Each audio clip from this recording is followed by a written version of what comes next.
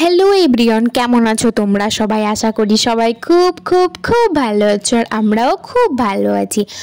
তো কালকে সন্ধ্যার দিকে টম বলছে কি যে ঝটাপট করে একটু রেডি হয়ে নাও তো টুবাই। আমি বললাম যে কেন, কোথায় যাব গো? ও বলল যে মৌসুনি থেকে আসার পর তো দুজনে এখনও কোথাও যায়নি, তো চলো একটু ঘুরে আসি। এবার ঘরের কথা শুনলে পরে কেই বা চুপ করে বসে থাকে, তাই না? তো দুজনে চলে গেলাম ধানতলাতে। যাওয়ার পর টম অর্ডার দিল দুটো চিকেন সিঙ্গাড়া। দুজনে দাঁড়িয়ে দাঁড়িয়ে খেলাম। তো খুব সুন্দর ছিল চিকেন সিঙ্গাড়াটা খেতে। ওটা শেষ করে তারপরে চলে আসলাম ধানতলার ফেমাস মোমোর দোকানে। কাকুটা না সত্যি খুব সুন্দর মোমো বানায়, জানো তো। তো দোকানে এত ভিড় ছিল, কাকু আমাদের আগে মোমোটা না দিয়ে স্যুপটা দিয়ে দিয়েছে।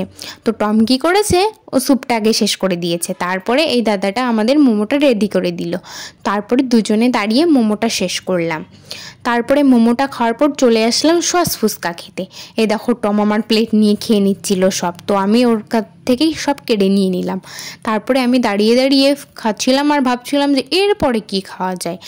তারপরে মাথায় আসলো যে ঘুগনি খাবো, তো চলে আসলাম কাকুর ঘুগনির দোকানে।